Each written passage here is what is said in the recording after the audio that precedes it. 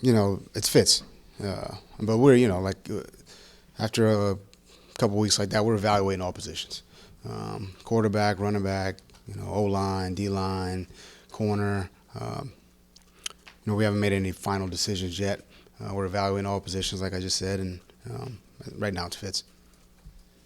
Brian, Kalen Balaj had a couple of drops yesterday, and I'm wondering if you know the reason. Was it just lack of focus, or was he trying to run before he caught the ball? You have it, I mean, it's a fundamental we work on every day. He wasn't the only one who had drops. We had drops at, multiple positions. And drops that, we make them. The game's a little bit different. So Kalen's a professional. He works extremely hard.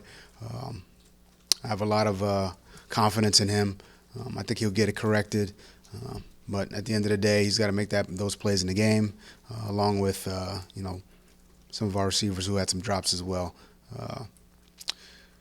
But we all as a team, there was a lot of good out there. I thought, especially early in the first half. But we're making those corrections right now that we need to make, and we'll come back on Wednesday and work to improve. Speaking of that good, tell me a few things that you liked that you saw out there, especially with the defense.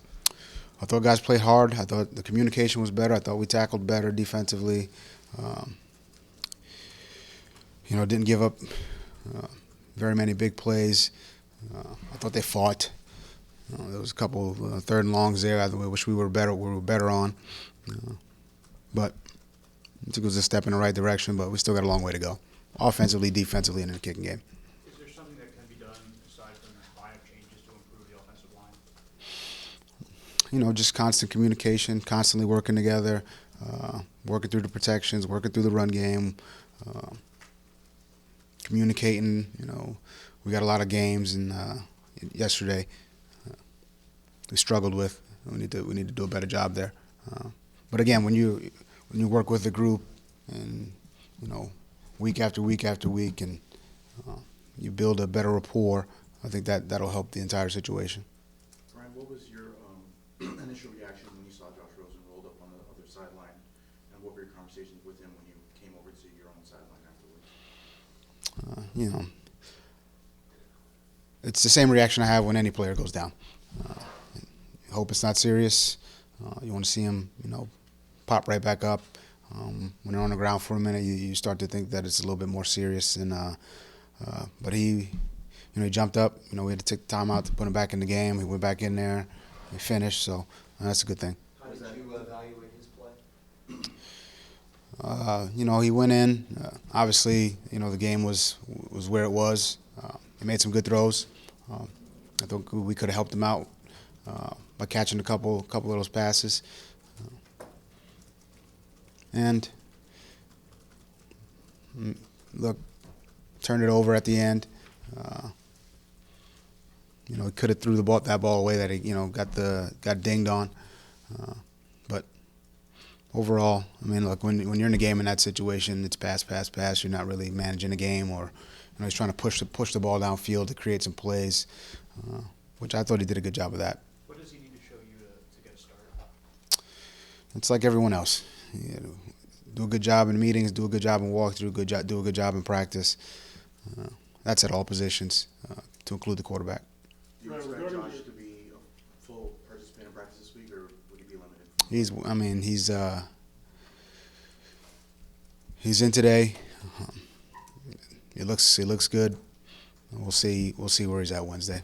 Right, looking at your offensive line, I thought you had 7 guys up yesterday. Is that Yeah. correct? And Bame and Calhoun were the 2 guys who didn't start. Mm-hmm. What would you have done at backup tackle? Who was your backup tackle? We had a plan for the backup tackle position. I'm not going to hand that out right now. We didn't have to get to it. But yeah, we definitely had a plan for a backup tackle. We wouldn't go into a game without a backup at every position. Flo, we hear all the time, all across the league, it's a week-to-week situation, and these guys are professionals and paid to play. But how do you talk to them about just the emotions of these historically bad losses the last 2 weeks? I think we come in, we make the corrections. we move on. We don't point fingers. We don't make excuses. And there's a room full of guys who aren't doing that. So that's how you do it. And you move on to the next day, the next practice, the next meeting. You start preparing for the next opponent. And like you said, it's week to week. So try to turn things around as quickly as possible, and we move on. You know, I coach these guys to move on to the next play after play after play. You know, the next play is the most important one, and I think we need to. That's got to be the case, you know, off the field as well. You said after the game that Minka Fitzpatrick played well. Yeah. Would you like to find a way to keep him here? Well, he's here, and you know he played well yesterday, and you know we'll go through the Cowboys tape and you know find a role that we feel is best for him and the rest of the group as well. So, yeah, I mean I thought he played well, and you know hopefully he continues to play well. Looked like he played a lot of deep safety, and he said after the game he enjoyed that. Is that something that you can anticipate him doing more of? Oh, he's capable of doing a lot of things. Again, I've said that over and over and over again. He's a heck of a player. He's smart. He's tough. He's physical. Play deep. He can cover. And you know, I think at the end of the day, we'll do what we feel is best for the team, and put him in positions to do what he does well. I'm sure a lot of it is necessity driven, but Jesse Davis at left tackle, how would you assess the job he's doing, and do you think maybe he might be best suited sliding back inside the guard? I think he's done a good job at left tackle. Again, it's a new position. I think I think he's done a really good job, and he's shown some leadership on his team. And you know, he's a guy that, you know, obviously we extended him, and we feel like he's going to be here for a long time. And you know, I think we've got a good, you know, young nucleus of guys that we expect to be here for a while. So he's part of that, and you know, I think one of the things that's he brings his versatility. So left tackle, right guard, right tackle, you know, left guard. You know, see if he could snap a little bit, and I think he'll do whatever helps the team. Those are the kind of guys we want. Brian, a question that's a little bit out of the box. Antonio Brown has the touchdown yesterday, I believe, against Jamal Wiltz, where Yeah. here he pushed off. Is that an example of something that you would send to the league to get a clarification on the ruling, or how do you handle that? Yeah, I mean I took a time out there to see if we can get a better look at that. They ruled that there wasn't a push off, and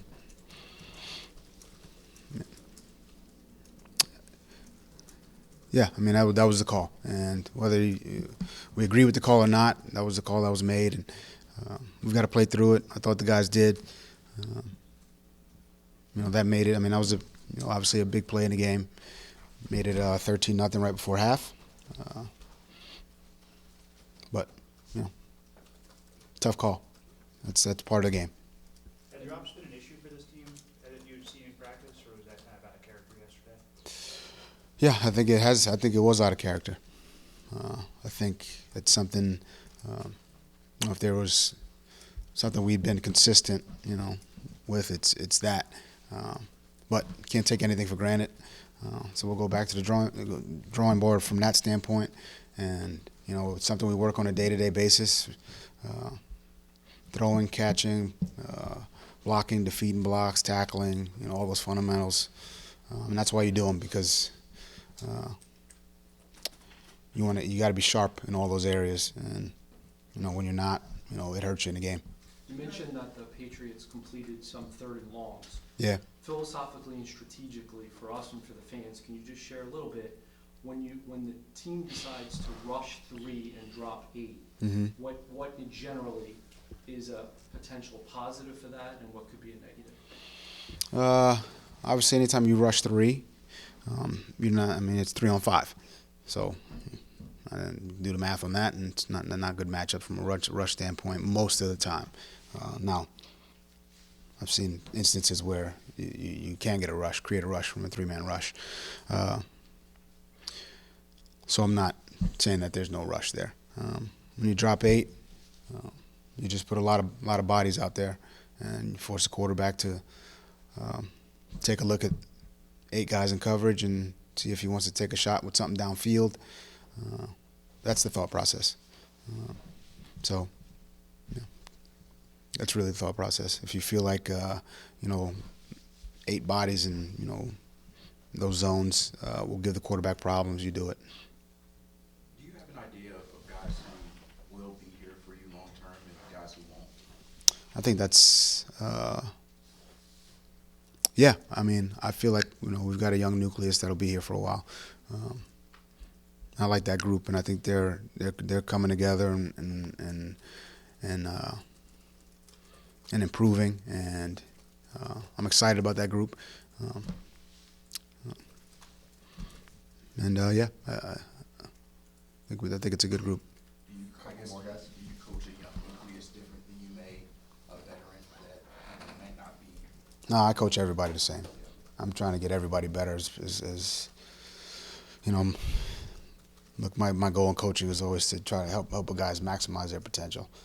So veteran, old guy, new guy, it doesn't matter.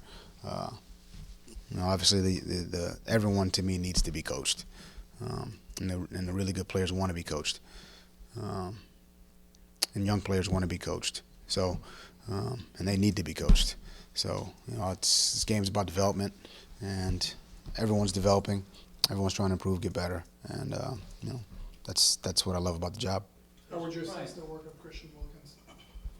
Christian, I thought he played, had some good plays yesterday. Obviously, it's never perfect, but he plays with great energy. I think he's starting to get a little bit more comfortable with the NFL game.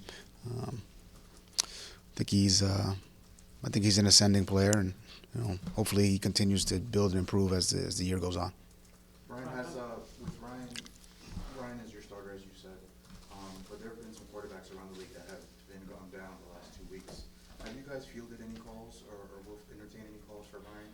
I mean, we take calls every day. I mean, but again,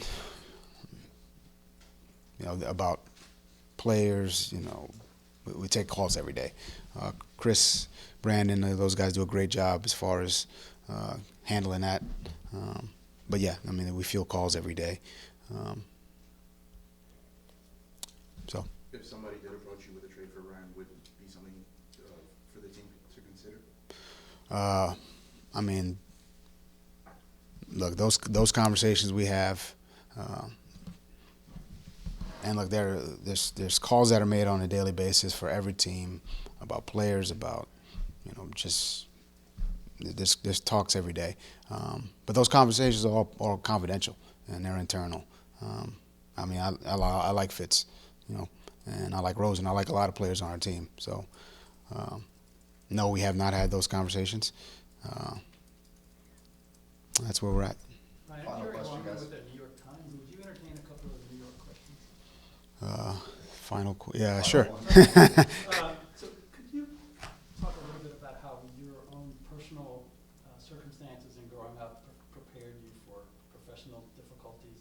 And on a lighter note, would you mind telling the story that the first time your Uncle Darryl introduced you to football, and what was it about that that you liked? That's 2 questions. I'm in New York. So my Uncle Darryl, Darryl Patterson, he's a firefighter in New York. My dad was a merchant marine, so he was gone 10 months out of the year. So my Uncle Darryl was basically a father figure. So he'd take us to the arcade, he'd take us to bowling, things like that. So we're driving home one night, and I see, a Pop Warner League, and I asked him if I could play. I was 12 years old at the time. I'd never played, and no one in my family had ever played football. So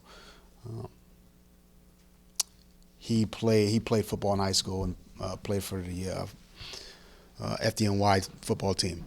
So he was excited that I had some interest. I went to practice one day, ran a 40, ran well, I guess, and that was kind of the start of my football career. So, he's somebody who was very special to me, and I don't know if I'd be standing here if it wasn't for him. Could I ask you about your personal circumstances growing up, how that Yeah. prepared you for these kind of difficult moments? I would just say I've had very difficult moments. Growing up in a tough neighborhood, and I don't want to get into all that, but yeah, I'm very prepared for difficult moments, and I learned resiliency at a very early age, and I think when you deal with tough times, you want to lean on the people who you trust and care about you and have your back, and you always know that if you put your head down, work hard, things normally turn around and get better.